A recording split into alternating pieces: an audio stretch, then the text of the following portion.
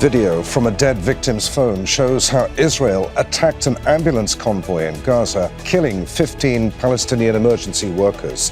It shows too that Israeli statements after the attack were false. Will anyone face justice for this latest war crime? This is Inside Story.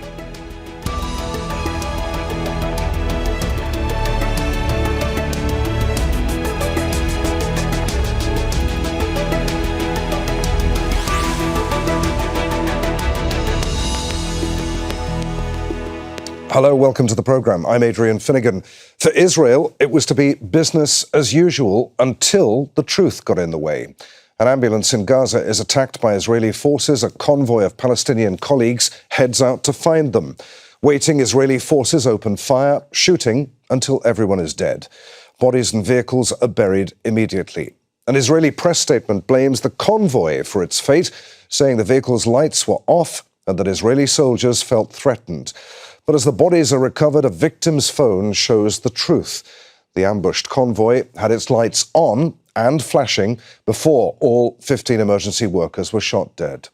From a blizzard of atrocities in this war, some shine through. Single incidents that tell the wider story of a genocide unfolding daily. Victims' families and friends know what happened, but the world doesn't when the truth is shrouded in lies. Despite facing war crimes and genocide accusations in international courts, Israel's actions remain unchanged. So, what might happen after this latest war crime? Or is Israel beyond international law? And if so, why? We'll be analysing this case with our panel shortly. But first, a report from Victoria Gatenby. In Khan Yunis in southern Gaza, hundreds mourned paramedic Ez Eldin Shat and 14 of his colleagues.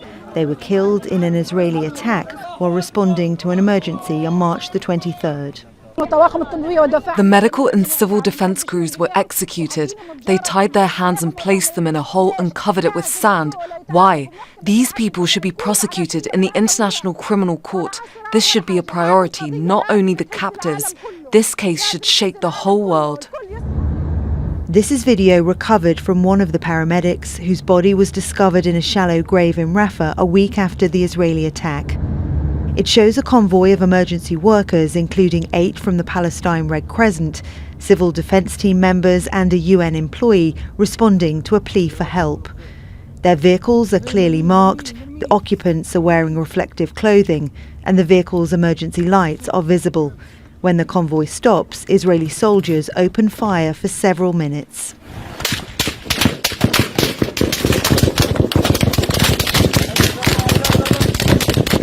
The Israeli military says 6 of the 15 people killed were Hamas operatives. Allegations the families of those killed reject. He had been a paramedic at the Red Crescent for 18 years. He transported the wounded. He did not transport missiles or bombs in the ambulance. He carried bodies. He carried the wounded and the sick. That's what he did.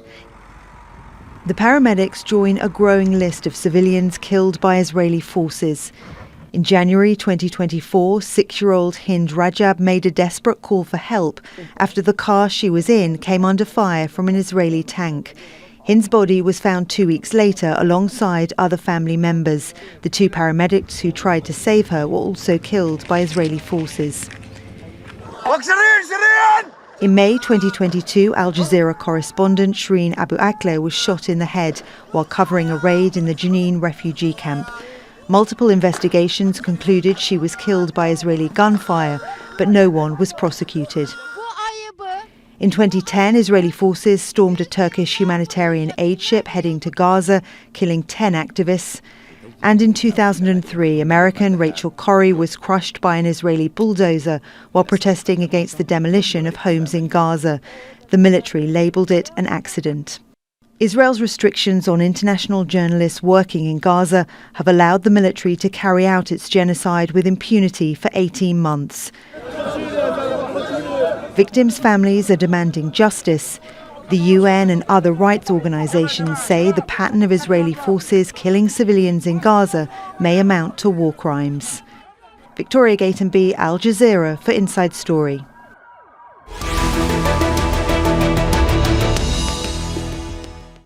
Let's bring in our guests. From London, we're joined by William Schabas, Professor of International Law at Middlesex University. From Dhaka, we have Toby Cadman, an international human rights lawyer. And in Birmingham, in the UK, we're joined by Michael Mansfield, who's also an international human rights lawyer. Gentlemen, welcome to you all. William, let's start with you. What are your thoughts on this specific case? 15 emergency workers shot dead, their bodies and vehicles buried, a statement issued blaming the convoy itself, and then an admission that mistakes were made. Everything indicates that this was a war crime. What are the legal issues here?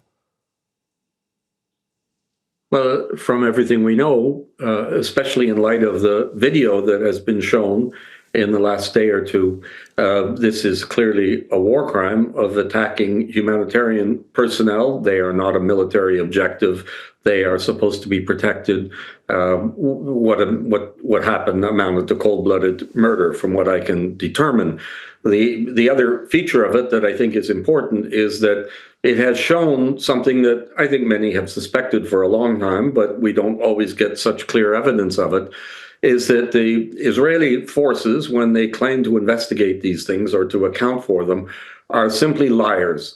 They do not do proper investigations. They make up stories, and that's what they did in this case to explain it, and they've been caught, so to speak, red-handed because of the lies they made about how this was, they suspected an ambush by Hamas or something like that. And obviously that's not the case. The question really now, the important one, is how high up this goes. It's not just a matter of soldiers on the battlefield making up little lies. This was all defended publicly by someone of the rank of a lieutenant colonel, a very high rank. And so it's very much rooted in the Israeli military system that they are not investigating. They make up stories. They are into damage control and public relations rather than any genuine attempt to get to the facts of what has happened. Toby, what are your thoughts on this? What were Israel's legal obligations to these medics under international law? I think, as Bill has quite rightly said, to not shoot them. It's quite clear, as we've seen repeatedly, it's almost the dehumanization of Palestinians, and that unfortunately includes members of the Red Crescent. It's very, very clear that these are protected under international law, and as Bill has also said, is the dishonest and entirely disingenuous response that we see repeatedly from the Israeli administration and from the senior leadership of the IDF is to try to cover this up. And then, unfortunately, they've been caught in a lie that they've then responded with to say that it was a mistake. It wasn't a mistake. It was clearly, as we can see from the video, I've watched the video myself 5 or 10 times today to try to make sense of it, and it is very clear what has happened. To suggest that the Red Crescent vehicle was not visible, was not with lights. I mean, we see very clearly from that video shot by one of the Red Crescent members on his phone who tragically died. It's more a question. I don't think we need to have an international legal expert discussion as to what happened. It's very clear. For me, it's what comes next. It's not just the fact that they lied as to what happened. They tried to cover it up. They buried the bodies. That's not what you do when you're found to have killed protected persons under international law through error. When you do that through error, you come clean. You offer apologies. You don't try to cover it up and then only respond when you're caught out through video footage. I mean, this is what we're seeing time and time again. Frankly, it's becoming tiresome in having to say there has to be accountability for this, but there has to be. There really has to be. Michael, was it a mistake or part, as Toby was saying, of a modus operandi that we've seen repeated time and time again during this war and before? What happened? What would have happened had there not been this video evidence?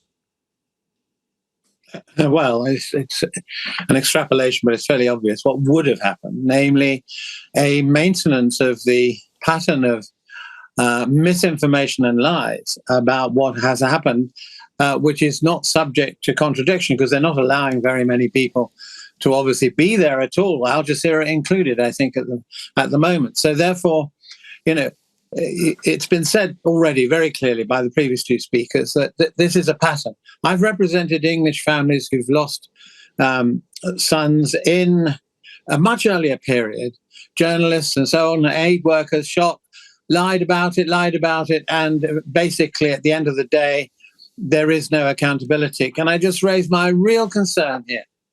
Is to do with the rule of law and to do with the attitude, not just the Israeli government, there are other governments in the world, that the superstructure of international justice is being totally diminished by those who decide to ignore it, and no doubt they'll ignore this as well. And the ICC, the International Criminal Court, is under pressure. It is under constant criticism.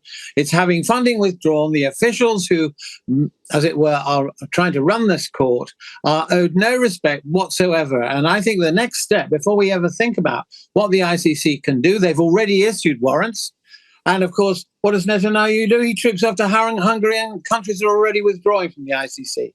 We need it at a political level, that there's support for the ICC, for the structure that was put up after the Second World War to prevent exactly this situation. But until governments begin, as well as individuals, to bring about a change of attitude, then I think we're in for a very dire pit. This was the period, this was the message our Attorney General, Lord Hermer, gave last October in the Bingham Lecture based on the rule of law. That's his concern too, and it's mine. We'll come back to that in just a few minutes, Michael. But first, William, since its foundation in 1948, Israel has faced virtually no legal consequences for its actions. Why is that? Well, Israel, I don't know if it's accurate to say it's faced no legal consequences. There have been very important rulings of the International Court of Justice. We had one last July in the advisory opinion declaring the occupation of the West Bank and of Gaza and of East Jerusalem to be unlawful and calling for it to come to an end immediately. Israel has been subject to many findings, criticisms of the illegality of its actions, and much of it from very authoritative sources. Our problem really is with the implementation of the law and holding Israel to account for violating the law. There's an important difference here. It's the bodies that declare the law, that recognize the law, that define the law, have in many cases been spot on, been entirely accurate in condemning Israel for its violations. Our obstacle is that Israel is protected mainly by the United States, its most powerful ally, and also by a number of quite wealthy, mainly Western European states that protect it. And the bodies that we count on to enforce international law, the main international bodies, the United Nations at the center of it all, they were not built to deal with the United States. The United Nations was created by the United States, in the United States, headquartered in the United States. As it exists today, it's not fit for dealing with crimes with which the United States and its little ally in the Middle East are the main perpetrators. And that's the challenge that we confront today. William, given that, or rather Toby, given what William was just saying, is Israel beyond international law? Of course not. No state is beyond international law. I mean, to suggest that they are immune from any form of accountability mechanism, any form of criticism, or any form of action on the international level. But of course, they are protected by one of the most, if not the most powerful nation. And, we find ourselves now, I think Keir Starmer said today that the world as we previously knew it is no more. And I think we are facing that moment now. I think all three of us on the panel who have dedicated a number of years to the rule of law, to the pursuit of the rule of law, and place trust in those international institutions are deeply worried as to what this does actually mean for the future.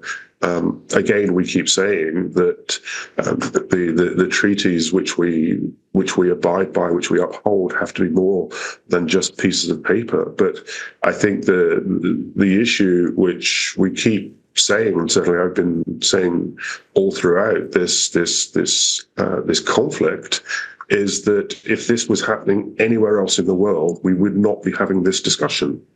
And that is the reality, is that if we were having this anywhere else in the world, we would not be having this discussion as to impunity and a distinct lack of accountability. It is deeply worrying that the institutions that are entrusted to uphold the rule of law are simply not able to. And when you have a state such as the United States of America that sends a message to autocracies and dictatorships around the world that we are prepared to go after those institutions and those individuals in those institutions, then that sends a very damning and a very dangerous message to the entire world. Viktor Orban was able to do what he did because he knows that there will be no consequences.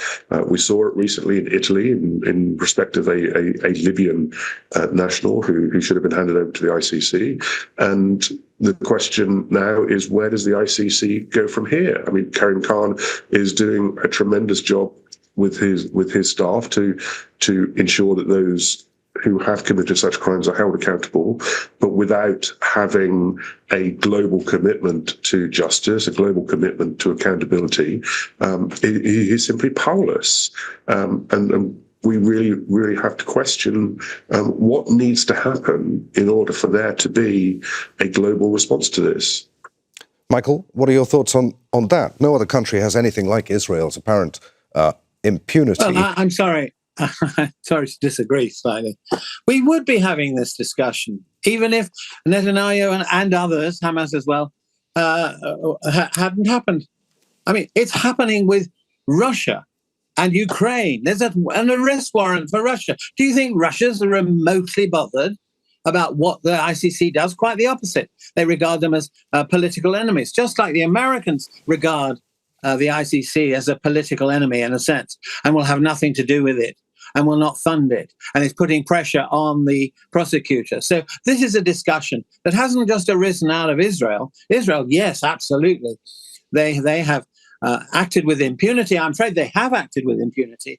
The whole business about the ICJ and declaring 75 years of unlawful occupation, they said this back in 2004 in a judgment which has become known as the judgment on the wall, the separation wall, where they were indicating Israel, this should not have been built. It is a form of apartheid and take it down. Do you think Israel responded at all? No, it didn't. No one else has either to that extent. So I'm afraid this is a big debate about the nature of the United Nations now. And I think the problem has been it's been politicized from the beginning between Russia and America, nearly always countering each other, and the United Kingdom normally abstaining. So we've got a superstructure which is rendered impotent the rest. And although there have been trials at the ICC, they're often dealing with states that are not protected, don't have the power. But the message that's going out at the moment, at this very moment, is if you've got the power, just get on with it. Might is right. We're back to a very old principle. And I'm sorry to say we've got to fight back strongly to ensure that the governments that represent us don't continue to back off and softly pedal. They've got to face the realities. A Labour MP put up a motion for sanctions. That's what we did with South Africa. There've got to be sanctions on a much bigger scale. And we've got to be dealing with this, not only in the courts, but on a political front. Toby, do you want to come back on that? I think it's an entirely fair point to make. The point that I'm making in respect of Israel is not that we're not seeing it elsewhere. We are seeing impunity elsewhere. We've seen impunity in respect of a number of states, and Michael quite rightly raises the issue of Russia and Ukraine and the inability to have any of the accused before the ICC in respect of Russia as well. I think the point is that the attacks on those that are seeking accountability and the protection of Israel is not the same as other conflicts and is not the same as other states. Other than that, I completely agree with what Michael has said. I have strongly advocated for the use of sanctions. There has been a complete resistance to that, with the exception of nominal sanctions against settlers in the West Bank. There has been little or no effort or little or no attention to address or to implement sanctions in respect of senior Israeli officials.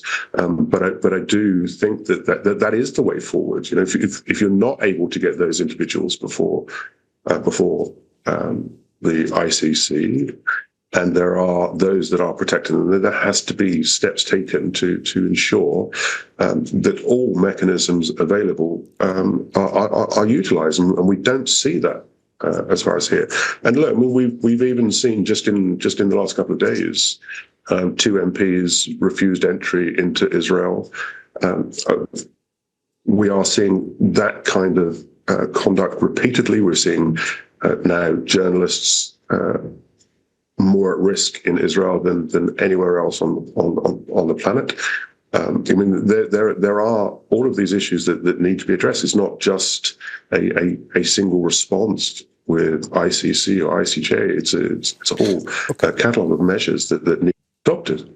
Right. William, I'm going to have to ask you to be as brief as you can with this answer, but Israel and its allies have relentlessly undermined the work of international legal institutions, arguing that in the case of the ICC, that it's politically motivated.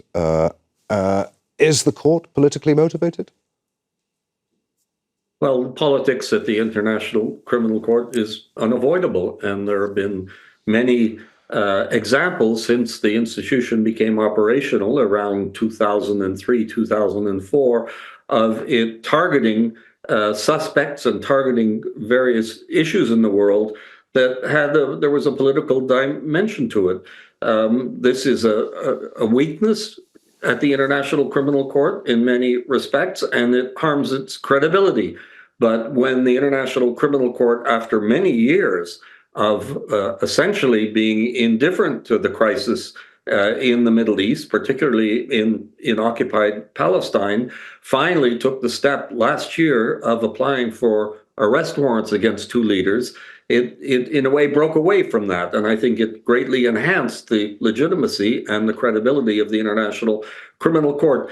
The fact that Netanyahu is able to go to Hungary with a promise from President Orban that he won't be arrested, I don't think we should exaggerate that. It's shocking and disgraceful that Hungary has done this. But he won't come to the United Kingdom.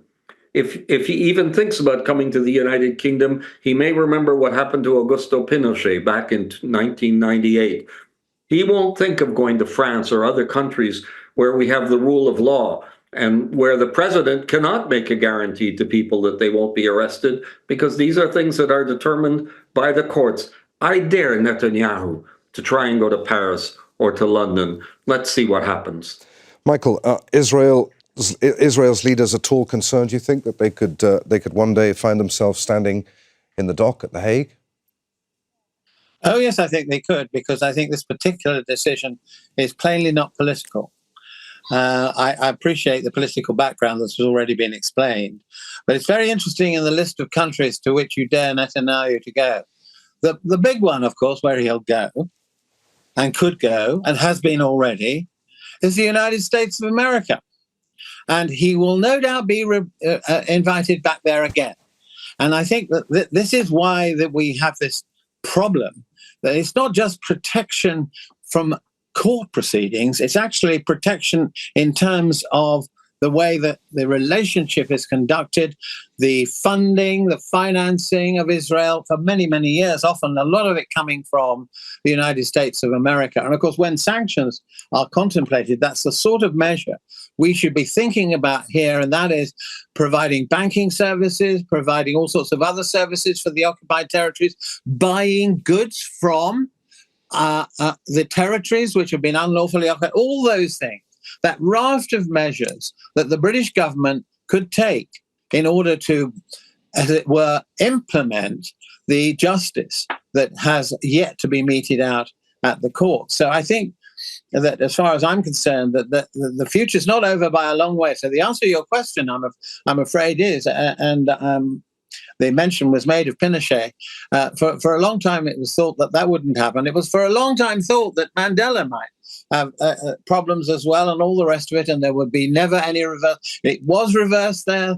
In other words, an illegal situation was reversed by peer pressure, and I think that all of us have an obligation. It's actually written into the ICJ judgments. We have omnes erga, that we all have an obligation to ensure that the justice of the measures that the court is enabled to take are supported by us. Toby, getting back to the case that we were talking about, the 15 medics murdered in Gaza, will anyone be brought to justice for this, do you think? Have the ongoing efforts to hold Israel to account at least altered its standing on the international stage? Is the era of Israeli exceptionalism coming to an end? Well, I think it comes to an end no matter where it is. And I think, as we've heard already, with reference to historic cases, is that accountability catches up eventually, and I think it will. We know that whoever is responsible for this is not going to be shielded forever, and we know that Netanyahu won't be in power forever, and there will come a time when those that are responsible are held accountable. Obviously, we want to see that now. We want to see those who are ultimately responsible for these egregious acts being held accountable now. But unfortunately, as we know, the wheels of international justice move relatively slowly, but they do move. So I think that we have to rely, and I say as an international lawyer, we have to believe that justice will see its day, and I think that we will see that. We're just not necessarily going to see it right now. Gentlemen, there we must end it. Many thanks indeed for being with us today. William Schabas, Toby Cadman, and Michael Mansfield. Thank you. And thank you for watching. You can see the programme again at any time by going to the website at aljazeera.com. For further discussion, join us at our Facebook page. You'll find that at facebook.com/AJ Inside Story. And you can join the conversation on X. Our handle there at AJ Inside Story. From me, Adrian Finighan, and the team here in Doha. We'll see you again. Bye for now.